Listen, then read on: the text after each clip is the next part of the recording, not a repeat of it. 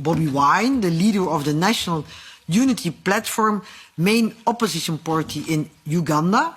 We are eager to hear an update from your side. We would also welcome some concrete ideas on the way forward for Uganda.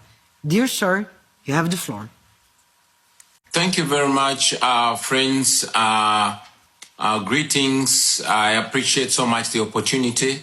I want to appreciate the European Union Parliament for the resolution on Uganda and for keeping an eye on Uganda. We don't take it for granted. Every time we see development partners keeping an eye on what is happening here in Uganda. We also recognize that the EU is an important partner to Uganda, and we intend to maintain and also improve this partnership and this cooperation.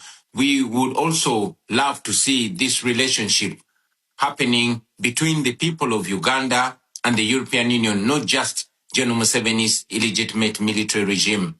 I'm still on the run. I'm still in hiding because of the continuing threats on my life since what happened on the 16th of January when my house was, my compound was raided and I fled my house. And also the following raid that happened on the 23rd of January where my wife was assaulted and my family members were assaulted, and the military took over my home, which the military still occupies to the present day. My home is surrounded and the military is in charge of it now. What happened on the 15th of January and the preceding days was not an election. It was a military operation, and I'm very glad that it was clearly stated during the debate in the European Union Parliament.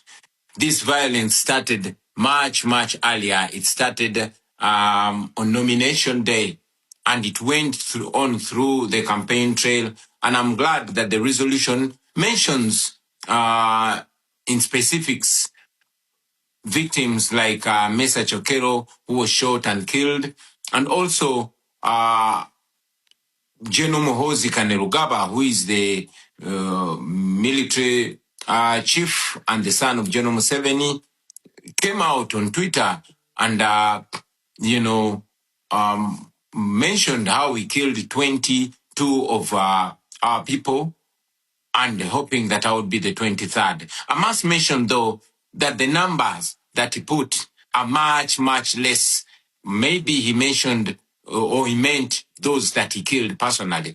Otherwise, the numbers that we have of the victims, of the people that have been killed, are much, much, much more than 22. Many civil society organizations were closed down, especially those that are in the area of governance. It was mentioned, and I want to reiterate it again, that the internet was shut down 3 days before the election. Media houses were ordered not to relay the results that were happening and all that was going on ground on the polling stations, to ensure that there's a clear disconnect between what was happening in the polling stations and what was being relayed by the Electoral Commission. I'm very glad that Dr. Sarah Birete is with us today.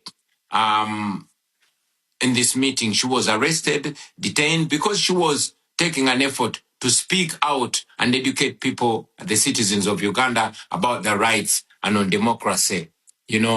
I mentioned it that 2 of my deputy presidents were abducted on the eve of the election, and they remained missing for 3 weeks. We later learned that they were being detained in a military barracks, in a special forces military barracks, which is run by General Museveni's son, Muhoozi Kainerugaba.